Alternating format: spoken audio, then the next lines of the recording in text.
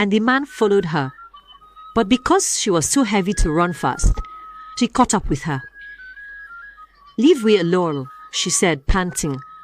"Go and look for your comedic relief somewhere else." Hi, PicTales here. Interesting story ahead. Watch out and take care. A long time ago, in the village of Achi, there was a princess named Ego, who was the first daughter of King Cheta. Unlike her three other sisters, the girl was unmarried because of her body size. She was not getting any suitors because she was extremely fat. Some villagers began to sing songs to mock her behind her back, and the issue of her weight was always on the lips of gossips. Some of them would say, "I heard that who tell 3 rappers straight go round her waist." Others would say, "Did you hear that she finished 1 whole goat in a day?" King Chata and his wife were troubled about their daughter's weight. Several times, they tried to set up arranged marriages for her, but nobody was interested. Ego, on the other hand, had given up on herself because she was so addicted to food that she could not imagine becoming slim in her lifetime.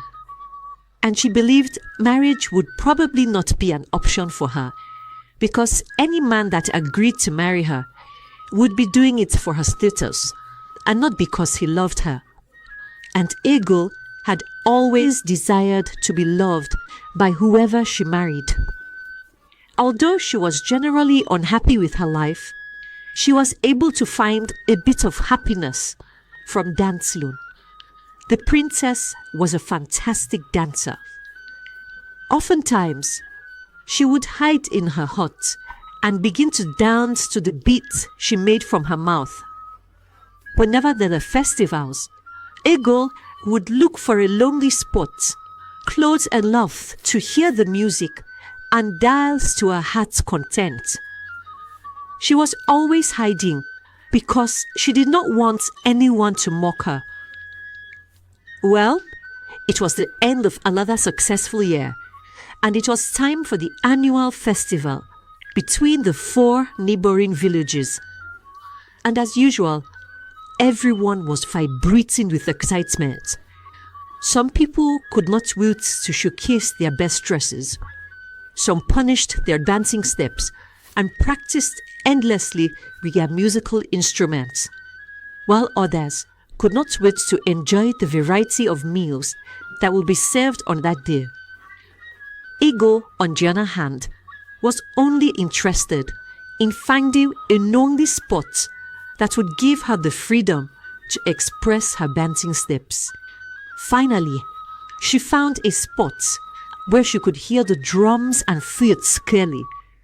Then she began to dance with a wide grin on her face.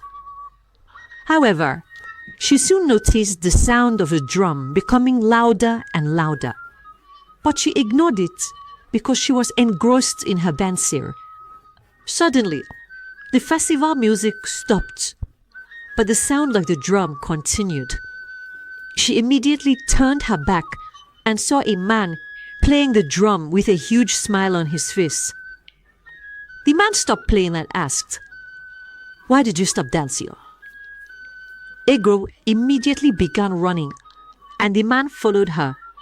But because she was too heavy to run fast, she caught up with her. "Leave me alone," she said, panting. "Go and look for your comedic relief somewhere else." The man looked at her coldly, wondering why she thought she was a joke to him. "I got lost trying to get to the market square, and I was trying to find my way when I saw you dancing over there.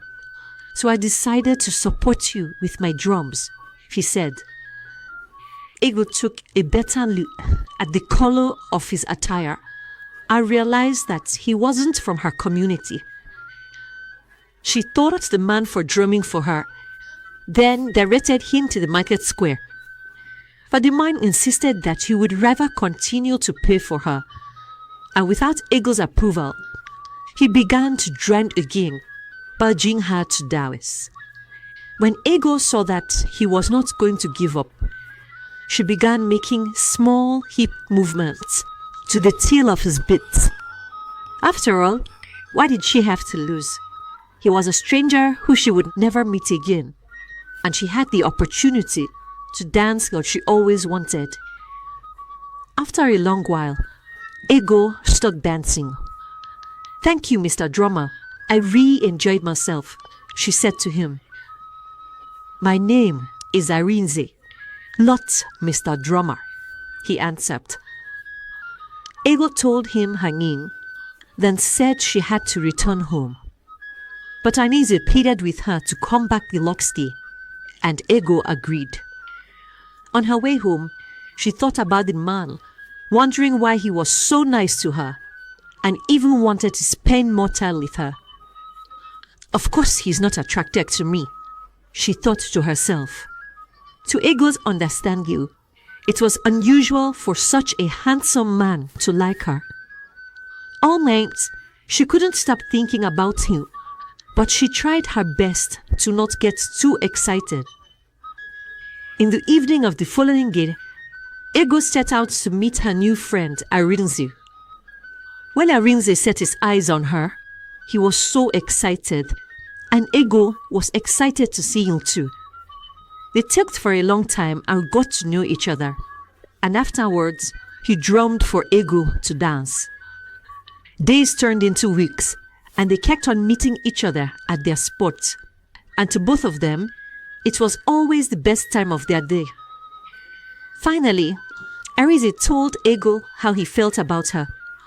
Although Ego suspected he liked her, she did not want to jump into any conclusions. But she was happy when he finally voiced it out, because she felt the same way too, and had come with her people in the next market day to see her parents. He said, so the ball was set rolling. Ego quickly informed her parents that a man from the next village would come and see them to ask for her hand in marriage.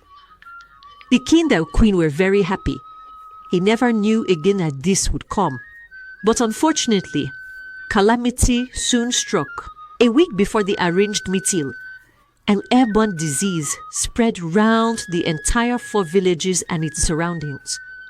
To prevent people from spreading the disease, each village closed their border, and their rulers also instructed them to stay indoors. Ego was very sad that her future husband would not be able to see her every day as usual. To make matters worse, some days after the borders were closed, Ego contracted the airborne disease, and for more than 3 months, she struggled to stay alive. The illness greatly affected her appetite, making it very difficult for her to finish half a plate of food in a day.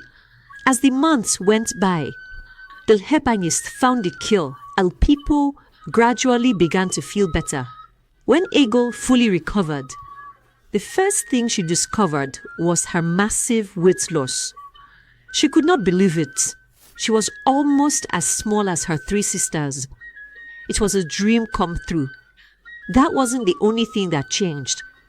Her face had also become more defined, and her beauty was evidence for even the blind to see. She realized that wherever she went, she was spared that inauguration by men who never gasped the second look at her in the past. And the wealthy men amongst them also began to approach her for conversations about marriage.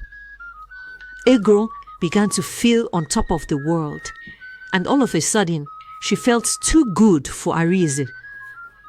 When the borders were finally open, Ego went to her and Arinze's spot to wait for him, because she knew he would definitely be there waiting. When Arinze set his eyes on her, he almost did not recognize her. "Wow, my princess, I missed your beautiful smile," he said. Ego gave him the cold shoulder. She felt too mighty to be in his presence. Arinze thought she was only acting up because she had missed him so much. So he began to play the drum for her to dance. But she shouted at him, ordering him to stop the noise. "Mr. Drummer, I am not interested in whatever you are playing. I only came here to tell you that I am not interested in marrying you anymore." Arinze was alarmed at her changing behavior. "I may have never been with a princess before. That is why you're always smiling like a goat." She stormed out of the place, warning him never to reach out to her, as they did not belong to the same caliber. Weeks passed, and Arinze kept sending messengers to Ego so she could have a change of heart, but she ignored all of them. Instead, she was entertaining the long line of men who were interested in marrying her. One day, she came up with an idea. Ego decided to host a wrestling competition for the eligible bachelors in the village, and anyone who emerged the winner would be crowned as her suitor. The competition was set, and it went beyond the borders of her village. A lot of men signed up to win the heart of Ego, the first daughter of the great King Chetar. The king even invited royalties and affluent people for the event. Ego decided to stay indoors for the next 4 months to receive the best beauty treatment to wow her suitors. But she failed to recognize that it was the illness that made her slimmer. Her old eating habits remained the same. So while Ego was indoors, she kept eating her large portions, and day by day, the weight began to pile on again. When the 4 months had elapsed, Ego had returned to her previous size. She was disappointed in herself and tried her best to cancel the event, but her father refused. "I'm sure you will find a suitor regardless of your present situation," he said to her. On the day of the event, warriors, farmers, traders, and many eligible bachelors made their way to the village square, preparing to win the heart of Ego. But when Ego was called out to greet her visitors, the men stared at her in shock. She wasn't what they had bargained for, and one by one, they began to walk away, making their way home. Ego had never been so embarrassed. When she was about to leave the place in shame, her eyes caught a familiar figure. It was Arinze. But it wasn't the Arinze she was familiar with. He was dressed like royalty, very different from the basic material he wore to their meetings. They looked at each other for a while, and a voice soon interrupted their gaze. "My prince, your father is ready to leave now." Just like Ego, Arinze was royalty. His father was the king of one of the 4 villages, but because of his love for music, he would usually disguise to play with everyone during the festivities because he did not want to be treated specially by the other villages. As Ego watched Arinze turn his back and begin to walk away, she realized that she had lost a good man who loved her regardless. It is such a pity because she never got the opportunity to find love again. And eventually, she had to settle to be the 10th wife of an old chief. The moral lesson of this story is that you should never neglect those who were there for you when you were at your worst, because this type of people are getting quite rare these days. And if you treat them unfairly, you might never get the opportunity to be in their lives anymore. Thank you for watching this story today. Please comment on what you learned, and do not forget to like and share with your loved ones. Till next time, bye.